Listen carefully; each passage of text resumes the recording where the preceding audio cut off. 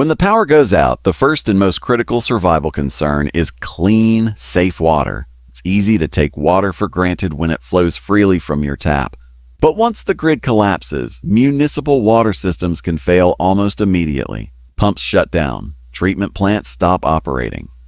Friend, water pressure drops. And suddenly, what was once a given becomes a crisis. The human body can only survive about 3 days without water, and dehydration sets in quickly, even faster in hot environments or high-stress situations. That's why the very first rule of survival in a blackout is securing your water supply. Before disaster strikes, store water. Experts recommend at least 1 gallon per person per day, and ideally for a minimum of 2 weeks. For a family of 4, that means at least 56 gallons. You can store commercially bottled water or fill your own containers using food-grade barrels or jugs. Keep these in cool, dark places to prevent contamination. But storage isn't enough. You also need a way to purify water if your supply runs low.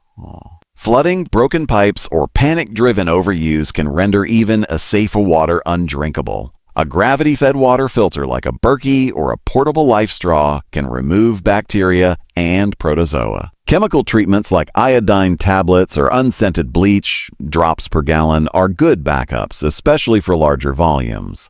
Always boil water when in doubt, but in a blackout, fuel for boiling might be limited. Rainwater harvesting is another excellent off-grid solution. If you have a rain barrel system, ensure it's set up with a clean catchment surface, a first flush diverter, and filtration.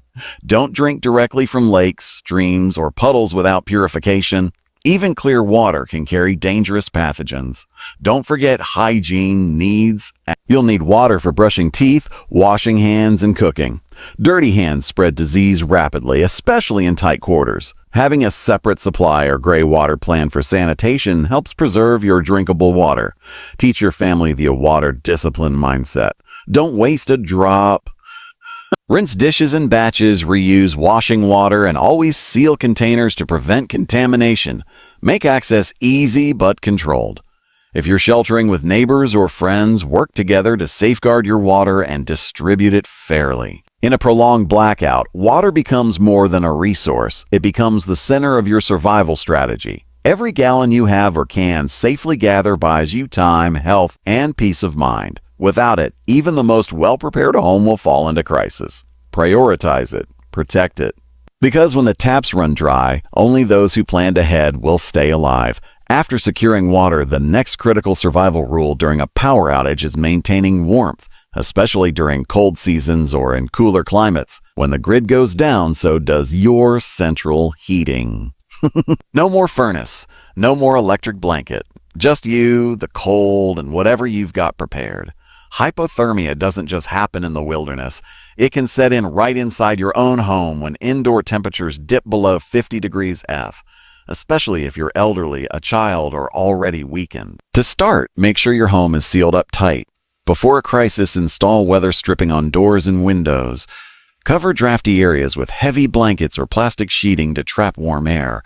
If possible, confine your living space to 1 or 2 rooms. Choose interior spaces with few windows and low ceilings. Heat rises, and you'll want to conserve every bit of warmth. Next, layer up. Clothing is your first defense against the cold. Start with a moisture-wicking base layer to keep sweat off your skin. Add insulating layers like fleece or wool and top it off with a windproof or waterproof shell. Don't forget your extremities. Cold fingers and toes are early signs of trouble. Use hats, scarves, gloves, and thick socks to prevent heat loss. Finally, don't rely on just one system.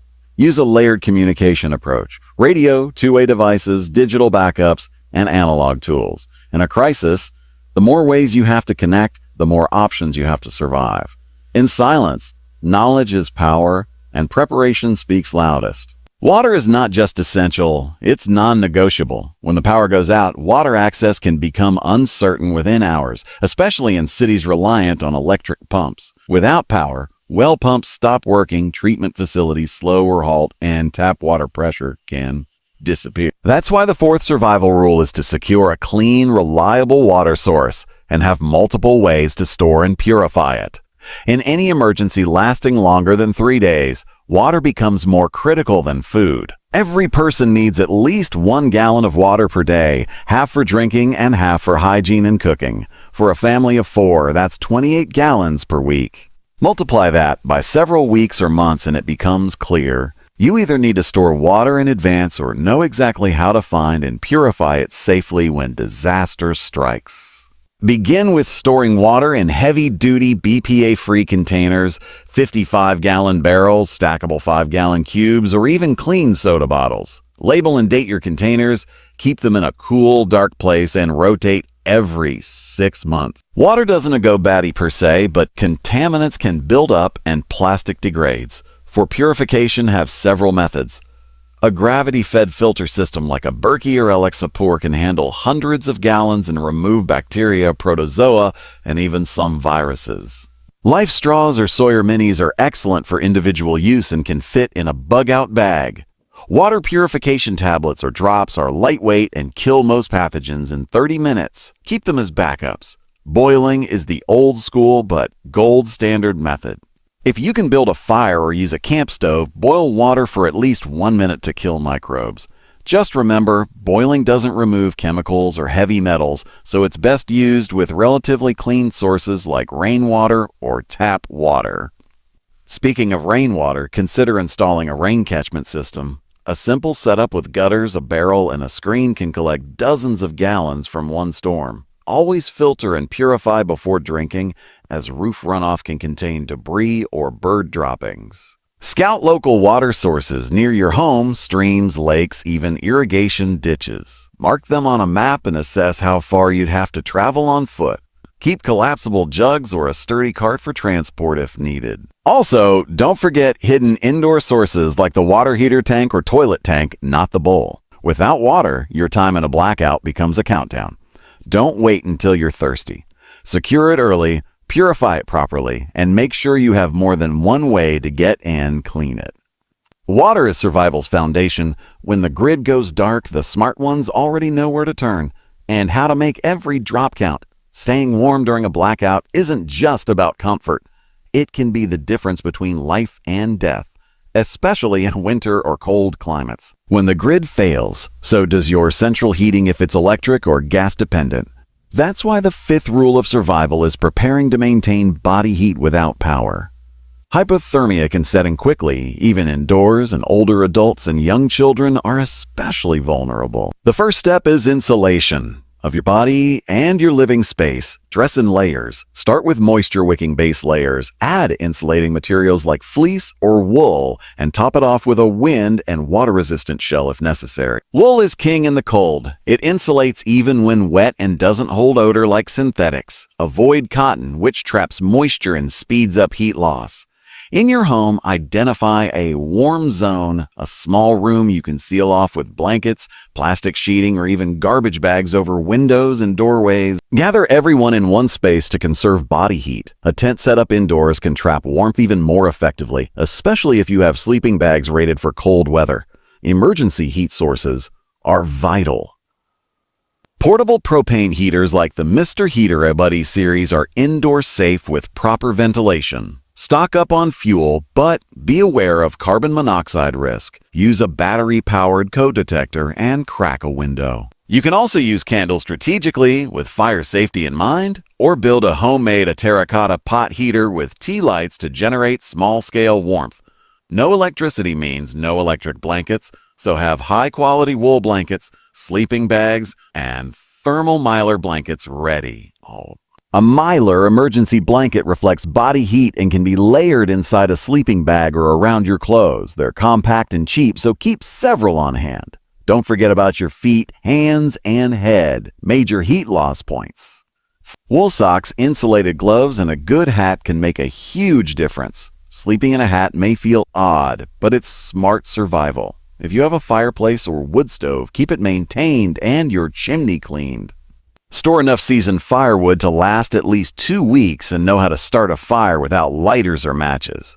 A ferro rod or magnesium fire starter could save your life. Be prepared to cook over that fire too, or at least boil water. Finally, stay dry. Wet clothes drain body heat up to 25 times faster than dry ones. Always have ponchos, rain gear, and extra socks. Cold and damp is a deadly combo. Prevent it with good gear and smart planning. Cold kills quietly. Don't let it sneak up on you.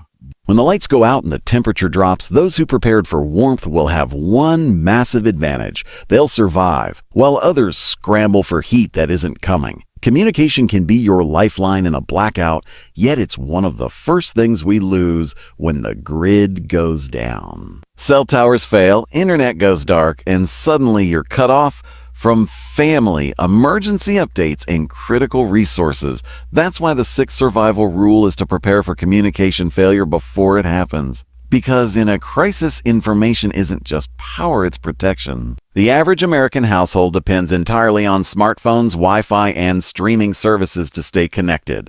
But when power cuts out, your devices become expensive paperweights within hours. Your first defense? Backup power.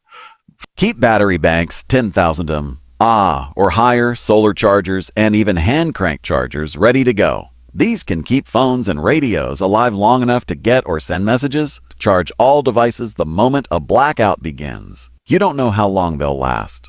But don't rely on cell phones alone. When cellular networks are overwhelmed or down completely, you'll need alternative tools. A battery-operated or hand-cranked NOAA emergency radio is a must. These radios receive government broadcasts, weather alerts, and sometimes even local updates. Make sure yours has AM/FM capabilities and is tested regularly. Two-way radios like walkie-talkies or GMRS radios are excellent for short-distance communication, especially within neighborhoods or among family members spread across a few miles. For longer range or rural survival, a ham radio, amateur radio, is your best bet. It requires a license to operate legally in the U.S., but during true emergencies, that law becomes less relevant than your ability to receive vital updates or call for help. Keep a printed list of emergency contacts, family, neighbors, police, fire, and medical services. Store it in a waterproof Ziploc and stash it in your go bag and near your communication gear. Don't depend on your phone to remember numbers for you. If you're part of a prepper or neighborhood safety group, establish check-in protocols ahead of time. Maybe it's a radio check every day at noon or a signal flag in your window. In a blackout, simple systems save lives. Also consider visual communication. Flashlights with SAW settings, signal mirrors, and glow sticks can alert others to your location.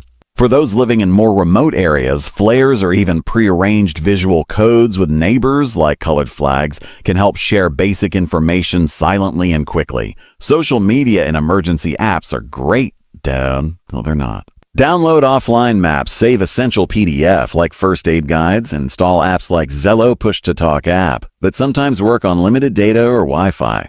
But again, don't depend on tech to work. Always have analog backups. When communication fails, fear spreads fast. But if you're prepared, if you've got radios, power banks, and a communication plan, you'll be miles ahead. You won't be stuck in the dark guessing what's next. You'll know. And that knowledge might just keep you alive.